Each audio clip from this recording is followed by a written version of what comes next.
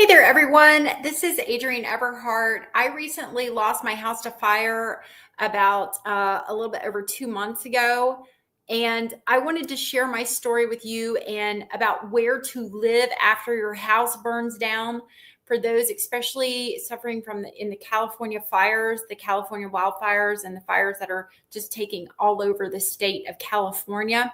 This is about where to live and how to find housing quickly and get something dependable that you can really trust and have secure housing quickly, because there are a lot of pitfalls that can happen when you're going through this process. And I want to share that with you. The first one is, after your house burns down, the Red Cross will usually come to you with some sort of little bit of money. Now in California, this is happening on such a large scale that I don't know if the Red Cross is able to get money to everyone. But the Red Cross was able to very quickly, within probably 12 hours, send to our PayPal address or a Venmo a certain amount of money. That was great, because what if, we left at 2:30 in the morning. I was in my nightgown and my husband was just in his boxer shorts and no t-shirt. And this was freezing cold weather. It was a few days before Thanksgiving. So we had nothing. We had a firefighter who was able to go back into our house and get our shoes by the door, but our shoes were so soot covered and stunk so bad. And they gave me a terrible rash. I couldn't even wear them. I had to be barefoot. Thankfully, some neighbors took us in and was able to give us a little bit of clothes and help us take a shower. And again, I'm going to focus on where to get a place to live in this video. I'm going to make some other videos that are going to help all of you go from losing your home to finding dependable place to live, and also what insurance does and doesn't cover. Now, we were homeowners. We had recently paid off our home, and the insurance company has another companies that they work with that will provide you with housing. Okay. So they provide you with housing, and I hope everyone can hear me okay. Normally I see chat, there's comments.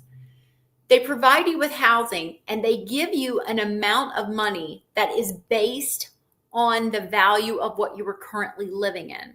So if you were living in a 2-bedroom, 2-bath house, they will give you a certain amount of money based on what that type of house would rent for. Now, here's what else might happen. You will get a lot of people, or just a few people, who come forward immediately and say, oh, we want to help you. We want to help you find a place to live. Now, that's wonderful and great. But at the time, we didn't also know that our insurance company was going to provide us money for some place to live. But we did have someone, a friend with an Airbnb, who let us stay there for free for a few days. We had another lady come forward very quickly and say, I'm not even in my house. I live in the mountains. You can have my whole house. So here we were all week, so excited. We were going to get this beautiful house. We show up a week, into this. And meanwhile, I cannot begin to tell you how shell-shocked you are, like a zombie. Your mind is just all over the place. And no one understands that. Really, truly, no one understands how it feels to lose your entire home, everything you own. No one can understand it until it's happened to them. And not only your entire home, but now your entire neighborhood, your entire city is gone. So people will make promises. We were counting on those promises. And she said, she invited us into her house. And she said, well, you would have to keep your pets in the kennel the whole time you're here. And our pets were a huge part of this process. They were a part of how we got into this situation. They were part of who we are. We were not about to kennel our surviving animals so we could have a place to live. But here we had been waiting all week to meet with her, and we got just let down immediately. Okay. So we've had a lot of letdowns that have contributed to our trauma from the house fire. Letdown after letdown. I'm going to share them with you here, because whether you're going through the California fires or you're going through a fire in a completely different place, people will make some promises that they can't really come through on, or they'll have like caveats to those promises. So make sure, I had let this woman know we had pets, but she withheld this additional information until the last minute. I don't know why. But at some point, you do attract a little bit of crazy people to you for some reason. And I'm going to share more about that. Maybe because you're feeling crazy at the time. I don't know. But if you're in the California fires, you're needing a place to live right now. You're needing stability. You're needing sanity. You're needing a place where you can decompress and feel better. So soon our insurance company got in touch with us. And because the Airbnb we were at temporarily, we had to get out. We had to move again. I will also add we were moving with a sick pet. They were able to put us in a hotel for about a week or so. And the hotel even had to kind of mimic our living environment to some degree. So we were able to stay in a fairly nice hotel. Someone had told me that during a time of like tragedy, hotels can't turn you away if you have pets. And I don't know if that's totally accurate wherever you're at, but I believe America has something like if it's a time of tragedy, they can't turn you away if you have pets. We were very conscientious pet owners. We made sure to protect the hotel room and things like this and think about these things, even though, you know, I needed to go to Target. We needed shoes. We needed underwear. We just needed, and people will come to you and say, what can I do for you? What can I get you? And at first you won't even know what to tell them. Some people will say, what can I get you? How can I help you? One of the best things you can get is just food, whether that's a gift card to get food or them actually bringing you food. Because while the insurance company is paying for your hotel, one of the things they do, one of kind of the tricks they ask you about food is they'll ask you about how much did you spend on eating out per month? And you might say, oh, well, you know, they're about to pay for all of our eating out, right? Oh, we spent $500 a month. Well, we said $200, which was really accurate because they only pay for your eating out when you don't have a kitchen and if it goes over that $200. So there's what you would pay for naturally eating out and then the additional amount. So that's the difference I want you to think about. When you're, be honest, but also be aware that if you spend a lot of money eating out, they may or may not cover it because that's what you have told them that you spend on eating out. Okay, so we're in the hotel. Some good friends of us find us another furnished Airbnb.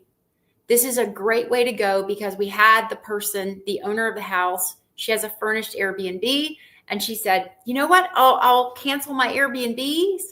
I will rent it to you for a year.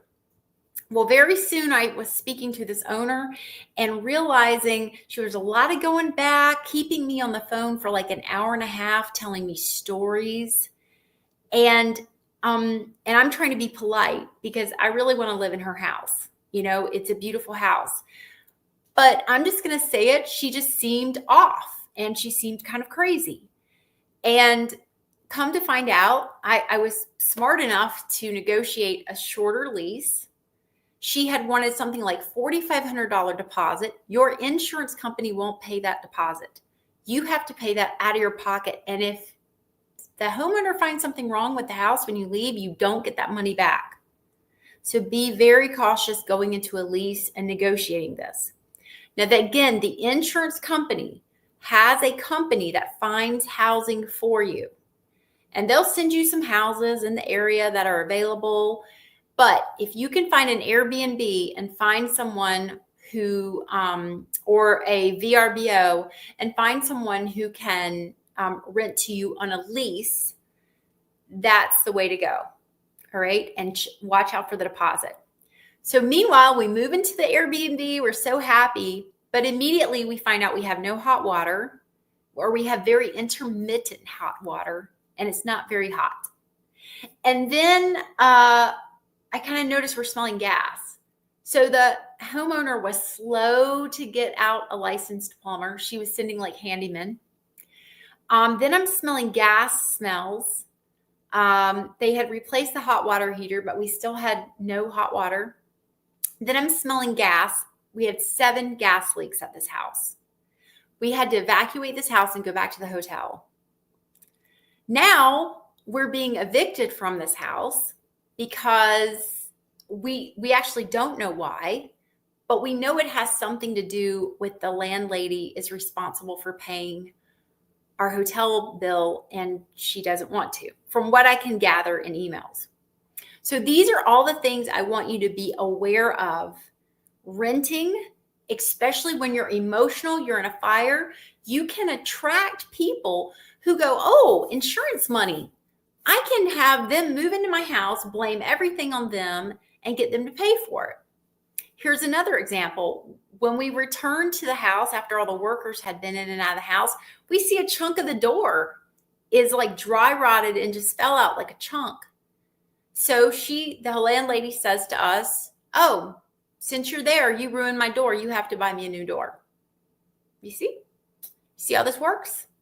So I do believe you can attract crazy really easy in rental situations, and also when you're desperate and you need to take just a little more time to look around.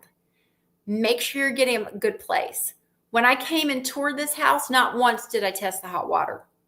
Test the hot water, test the furnace, test the air conditioning, test the beds, lay on the beds, make sure the beds aren't crap beds. There's no closets in this house. We're having to fold everything up, and I'm having to use a dresser that when I pull out the drawer, it doesn't even come all the way out, So it's not like I'm looking for like the perfect place, but I could have looked a little bit longer and possibly ended up in a situation that psychologically wasn't as bad, because I will tell you, this landlady blaming us, criticizing us, fabricating things, and we're having to deal with it all. And meanwhile, we have lost our house to fire. We have lost 4 beautiful pets. We're having to deal with insurance companies.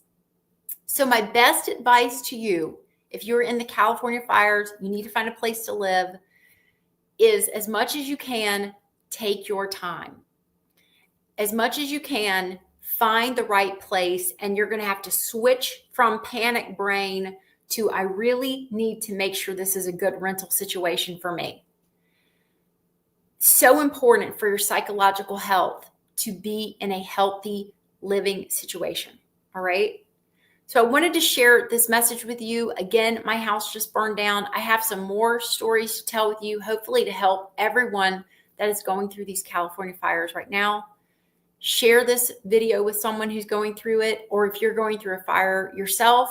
I have this popular YouTube channel. I'm a dating and relationship expert, but this happened to me, and then all these California fires happen. I just feel like it is the right thing to do. I'm going to take a couple of quick questions from you all. Thank you everyone for saying you're sorry about what has happened to me. Thank you very much. Again, 2:30 in the morning, we had to just, run out of our house. Yeah, we lost our animals because they hide. I'm going to make another video about animals hiding in the house. I was able to take my little dog because he sleeps with me. We were able to leave the kitchen door open, and one kitty ran out to meet us in the backyard. Another kitty, one of the firefighters found resuscitated, was able to pour water in her mouth, bring her back, but later she died anyway. And then the 2 male cats hid in the house, and then the other little female cat cubby also hid in the laundry room. They all died, and it's tragic as hell. These were like our children. And insurance, or if anybody's liable, they don't cover pets. Pets have no dollar amount. So, okay, I hope this rental advice has been helpful for you all. Check out my other videos on this. I have them all in a catalog. All in a playlist about my fire. And I hope it's been helpful. I'm going to make a few more videos, and I'm going to release them about other insurance lessons. and things that you should be looking out for while you're going through this fire situation. All right. I'm sending you lots of love, and I will tell you, it does get better. It gets better slowly, very slowly. My eyes are super puffy because I've been crying a lot today, but things can slowly begin to show a little bit of improvement. All right. Lots of love. Bye.